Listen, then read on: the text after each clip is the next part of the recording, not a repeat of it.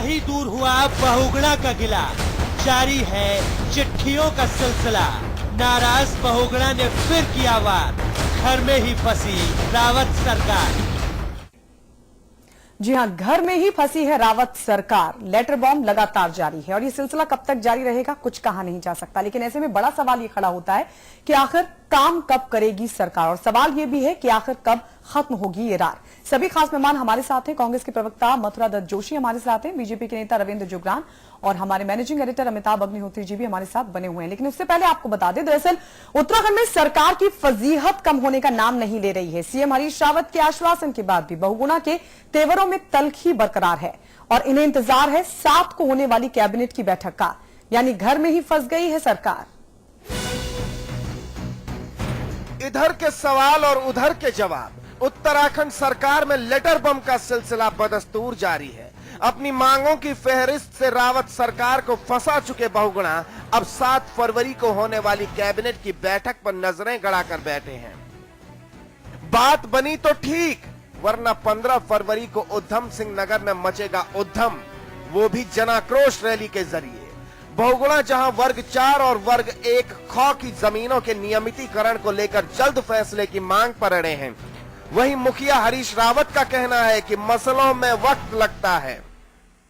मुझे नहीं मालूम है, लेकिन हम उस मामले को सॉल्व करने का प्रयास कर रहे हैं और वो भी अच्छी तरीके से जानते हैं। जिस मामले में 2 साल उनको लग गए हैं, तो मुझे भी तो कुछ समय लगेगा ना। तो लेकिन हम 7 तारीख को आधा जो वर्ग क का मामला है उसको हम हल करने जा रहे हैं। वार और पलटवार के इस खेल को बहुगुणा अच्छे से जानते हैं। बहुगुणा ये भी जानते हैं इस बार चूके तो फिर मौका नहीं मिलेगा। मुख्यमंत्री के मीडिया सलाहकार भी भरोसे की खुराक दे रहे हैं। स्वयं विजय बहुगुणा जी पूर्व मुख्यमंत्री रहे हैं, मुख्यमंत्री भी विधि की सब चीजों के ज्ञाता हैं, वो स्वयं न्यायमूर्ति भी रहे हैं, वो इन सब चीजों को समझते हैं। और जब वो स्वयं इन चीजों को समझते हैं तो निश्चित रूप से एक मार्गदर्शक के रूप में वो जो भी फैसला लेंगे, हम सब को लगता है पार्टी हित में ही लेंगे वो जो फैसला लेंगे। जब खुद के घर में दरारें हो तो बाहर वाले भला क्यों न झांके। प्यार और तकरार पर बीजेपी विकास की दुहाई दे रही है। देखिए, बगावत तो है ही, लेकिन कुल मिलाकर कांग्रेस का अपना आंतरिक मसला है, वो ठीक कर रहे हैं नहीं कर रहे हैं, ये जवाब तो किशोर उपाध्याय दे सकते हैं, वो पार्टी के अध्यक्ष हैं, या सोनिया गांधी दे सकती हैं, वो अखिल भारतीय कांग्रेस की अध्यक्ष हैं। लेकिन कुल मिलाकर ये तो सब जग जाहिर हो ही रहा है कि अंदर गड़बड़ ही गड़बड़ है।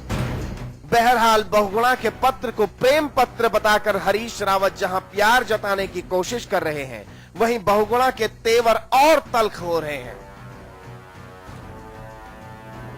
हरीश रावत और विजय बहुगुणा के बीच चिट्ठियों की लड़ाई अब अंतिम दौर में पहुंचती जा रही है। मुख्यमंत्री हरीश रावत ने साफ कहा है कि 7 फरवरी की कैबिनेट बैठक में वर्ग 4 से जुड़े मसलों पर फैसला किया जाएगा। वहीं विजय बहुगुणा ने भी साफ किया है कि अगर फैसला नहीं हुआ तो 15 फरवरी को जनाक्रोश रैली करके रहेंगे। बड़ा सवाल यही है कि इस तरह की राजनीति से कांग्रेस में घमासान कब शांत होगा। कैमरामैन पवन के साथ मैं पंकज पवार, देहरादून, समाचार प्लस। जी हां, तो कब तक जारी रहेगी ये आपसी खींचतान, आखिर कब खत्म होगी रार। सभी खास मेहमान हमारे साथ हैं। कांग्रेस के प्रवक्ता मथुरा दत्त जोशी हमारे साथ हैं, बीजेपी के नेता रविंद्र जुगरान और हमारे मैनेजिंग एडिटर अमिताभ अग्निहोत्री जी भी हमारे साथ हैं। रविंद्र जुगरान जी, ये आपसी उलझन खत्म होगी तब कोई काम होगा ना। ऐसे में सवाल ये कि ये रार आखिर कब तक खत्म होगी।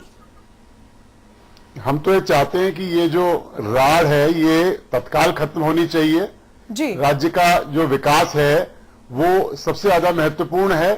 राज्य में गवर्नेंस कहीं दिख नहीं रहा है।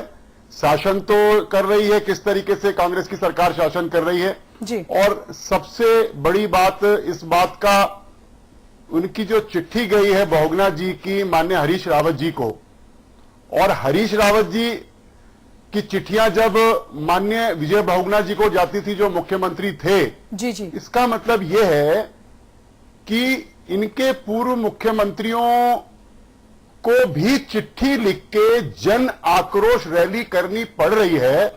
तो आम आदमी का क्या हाल है उत्तराखंड के अंदर, आम कांग्रेसी कार्यकर्ता कैसे जनहित के काम कराते होंगे। मंत्री आपस में उलझते रहते हैं, विधायक मुख्यमंत्री जी को घेरते रहते हैं जी। हरीश रावत जी के समय पे भी यही हो रहा है, माननीय विजय बहुगुणा जी के समय पे भी हरीश रावत जी की कंपनी ने यही सब कुछ किया।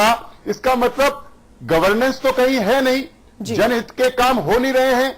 जब पूर्व मुख्यमंत्री को जन आक्रोश रैली निकालनी पड़ रही है और माननीय हरीश रावत जी जब मुख्यमंत्री नहीं थे, भारत सरकार में मंत्री थे, हरिद्वार के सांसद थे, उनको भी भजन कीर्तन करना पड़ता था।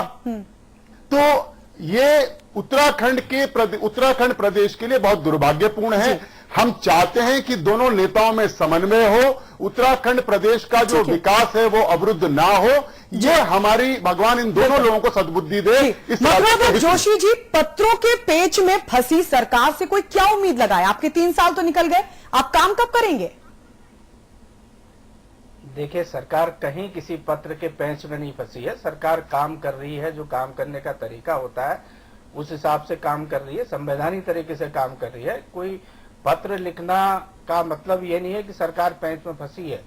किसी भी विधायक को या पूर्व मुख्यमंत्री जी को ये अपना अधिकार है कि वो सरकार के सामने जन सरोकारों के मुद्दे को उठा सकती है और अपनी बात कह सकते हैं। इसमें कहीं कोई दो राय नहीं है, कहीं पर कोई इत्तेफाक या कहीं कोई मतभेद नहीं है। उन्होंने, बहुगुणा जी ने अपने पत्र में जो बात उठाई है उसमें सरकार की तरफ से कार्रवाई हो रही है, क्योंकि सब कमेटी बनी थी। सिर्फ मसला वही नहीं है मथुरा जोशी जी, अवैध खनन को लेकर भी सीएम पर सवाल उठाए जाते हैं। ये कहा जाता है कि नौकरशाही की लगाम मुख्यमंत्री के हाथ में है, वो काम नहीं करने देते। ये तो सीधे सीधे आपके अपने ही मुख्यमंत्री पर सवाल उठा रहे हैं और आप कह रहे हैं कि वो काम कर रहे हैं। दोनों में से एक ही सही होगा ना? नहीं, कोई सवाल नहीं उठा रहा। देखिए, माननीय पूर्व मुख्यमंत्री जी ने पत्र मथुरा जी ने उस पर लिया है। मथुरा दत्त जी, मैं आपको रोकूंगा। आपने कहा कोई सवाल नहीं उठा रहा, ये गलत बयानी है। मैं उदाहरण दे देता हूं। हरक सिंह रावत ने कहा कि एमपी लेड के स्कीम में 35% कमीशन खाया जा रहा है। हरीश रावत ने पलट के जवाब दिया, भाई मुझे तो पता नहीं, उनसे मांगा गया होगा। ठीक, ये सवाल पड़ोसी ने उठाया था, यही सवाल भूमिचंद ने उठाया था। ऐसा झाड़ू मार का बयान मत दीजिए मथुरा जी, क्योंकि एक से बात सुन के मंत्री हैं मथुरा जी। ये इस बात पे न उलझ के हम अभी बहुगुणा जी वाली बात आ रही है। मथुरा दत्त जी, जो पूरी बात है नहीं, मथुरा दत्त जी आवाज कम आ रही है, पूरा सवाल सुनेंगे तब उत्तर दीजिए। कम बिना सवाल सुने उत्तर मत दीजिए भाई।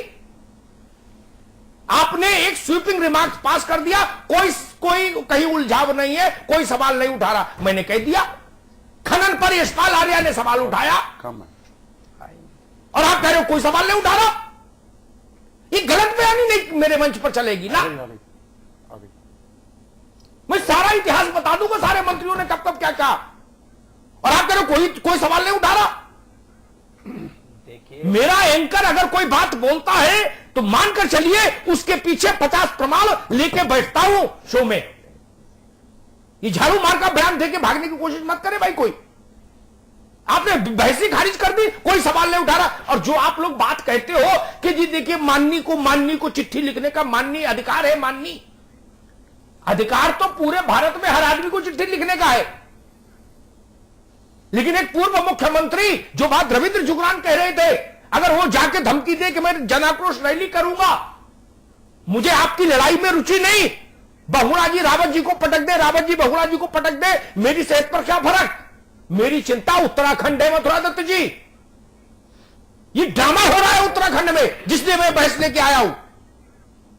अगर एक पूर्व मुख्यमंत्री को अपनी ही पार्टी के शासन में जन आक्रोश रैली करनी पड़े, जुगरान जी बिल्कुल ठीक कह रहे। इससे एक मैं जानता हूं सियासी रैली है, मैं जानता हूं दोनों का विरोध कितना पुराना है, लेकिन फिर भी एक सवाल खड़ा होता है कि जब एक एक्स चीफ मिनिस्टर को उसी पार्टी के चीफ मिनिस्टर से अपनी पार्टी के सामने जन आक्रोश रैली करनी पड़े, तो मेरे गांव का जो ननकू है उसकी कौन सुनेगा? कौन सुनेगा मथुरा दत्त जी?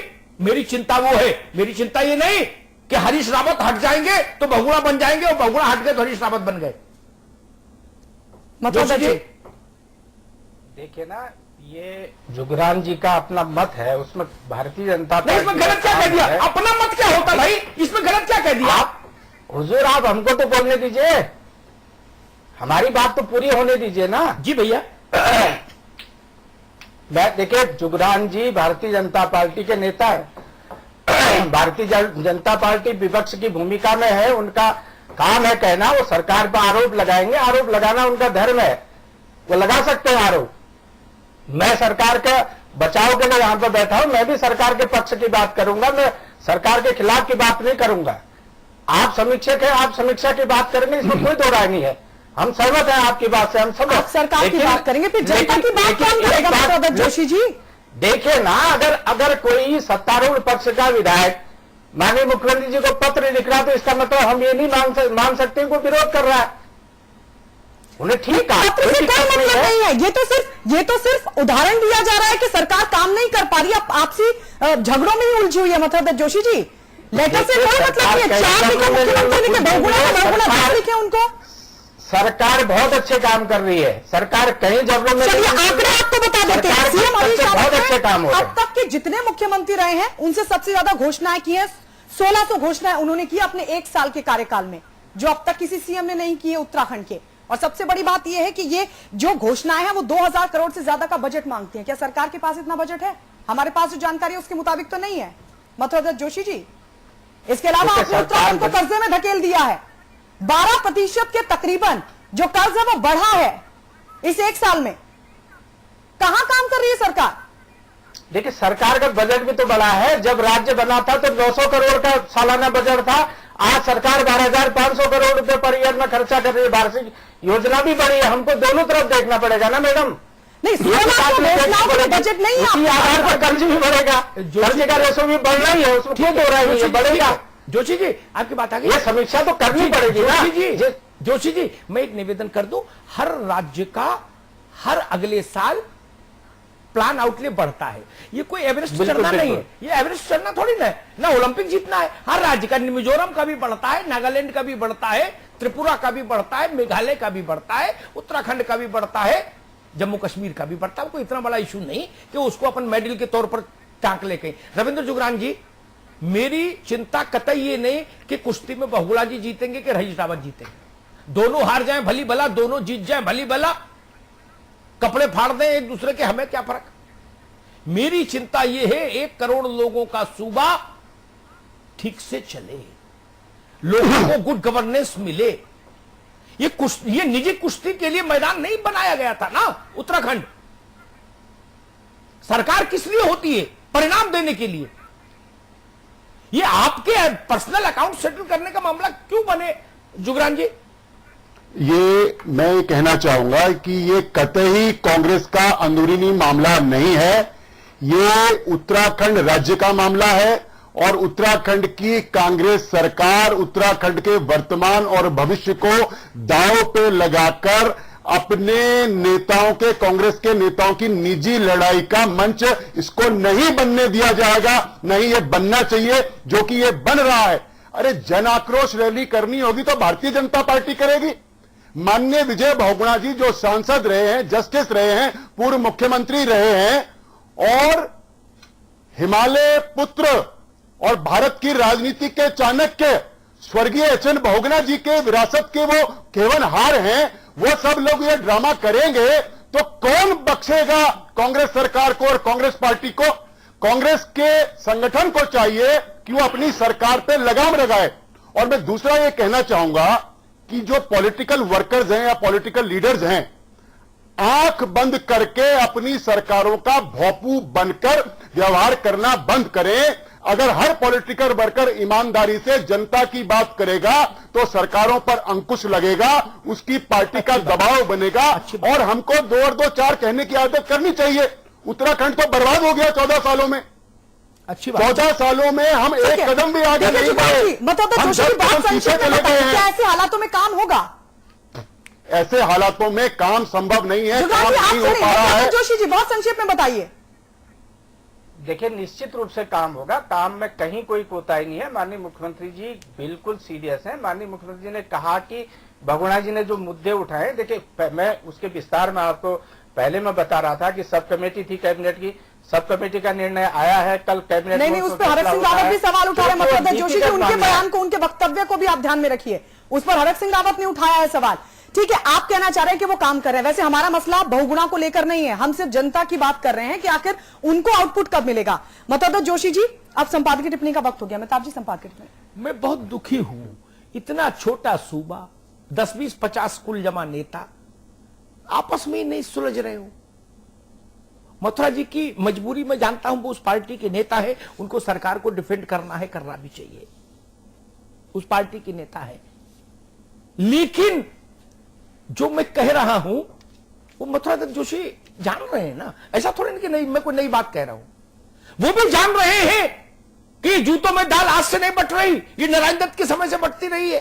जान रहे हैं ना मथुरा जी आप? तो पंडित जी की कुर्सी भी लोग हिलाते थे, धरना दे देते थे, वहीं अध्यक्ष होते हुए प्रदेश के ड्रामा होता था ना। आपकी पार्टी में ड्रामा की पुरानी परंपरा है, माफ करिए, आज की नहीं है।